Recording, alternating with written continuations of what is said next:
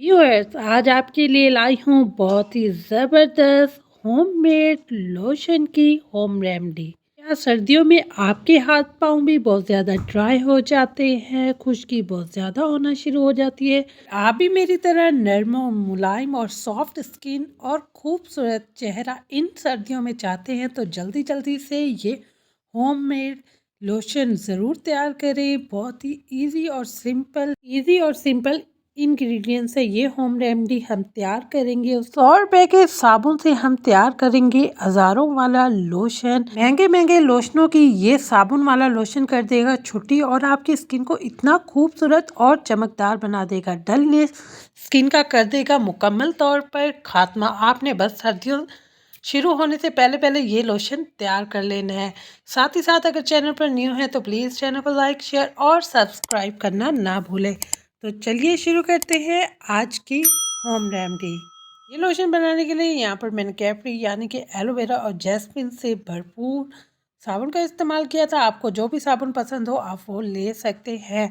सबसे पहले हमें इसके केमिकल ख़त्म करने हैं। केमिकल ख़त्म करने के लिए आपने सबसे पहले इसको ग्रेट कर लेना है। और यहाँ पर मैंने आधा साबुन ग्रेट किया था, इतना ही इनफ था। तकरीबन 1.5 मंथ आप इस लोशन को इस्तेमाल कर सकते हैं और एक साबुन से आप 2 दफ़ा लोशन तैयार कर सकते हैं।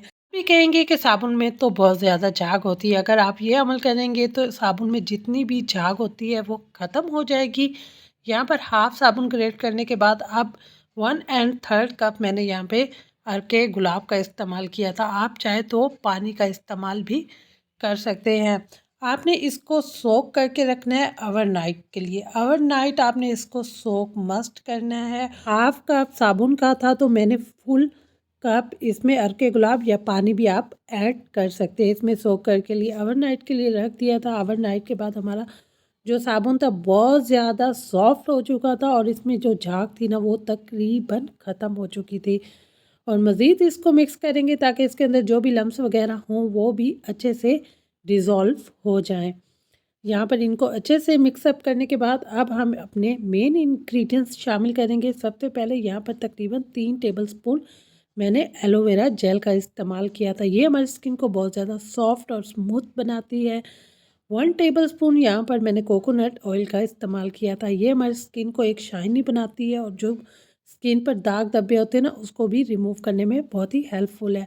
विटामिन ई से भरपूर यहाँ पर मैंने बादाम के तेल का इस्तेमाल किया था। बादाम का तेल हमारी स्किन को बहुत ज़्यादा शाइनी, सॉफ्ट और लाइटन अप करता है, स्पेशली इन विंटर्स। लोशन को थोड़ा मॉइस्चराइज बनाने के लिए यहाँ पर विटामिन ई का कैप्सूल इस्तेमाल किया था और साथ ही साथ यकीन माने विटामिन यानी इवियन की कैप्सूल की खुशबू बहुत ही ज़बरदस्त होती है। ये आपके लोशन को 4 चांद लगा देगी अगर आप इसमें ये ऐड करेंगे। और इस साबुन में तकरीबन जो जैस्मिन की स्मेल थी ना वो बिल्कुल ही ख़त्म हो चुकी थी। यहाँ पर हमारा ज़बरदस्त सा लोशन रेडी था।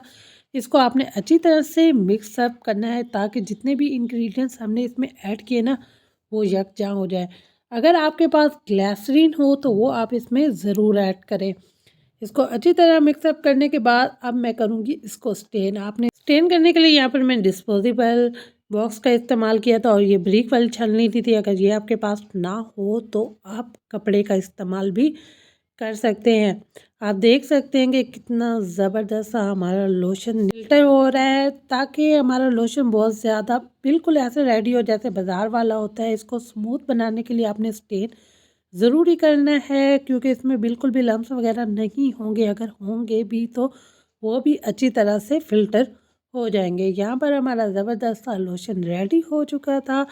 आप कोई सी भी बोतल या जार लेकर या कोई लोशन की ऑलरेडी खाली बोतल है तो उसमें आप इसको शिफ्ट कर सकते हैं। आप देख सकते हैं कि यहाँ पर हमारे होममेड साबुन के लोशन की लुक कितनी ज़बरदस्त आई थी। मैंने इसको इस जार में शिफ्ट कर दिया था और आप यकीन करें कि इसकी बिल्कुल भी झाग नहीं हुई थी और ये हमारी स्किन में आसानी से डिज़ोल्व हो गया था। होम रेमेडी अच्छी लगी है तो दुआ में याद रखें। अल्लाह हाफिज़।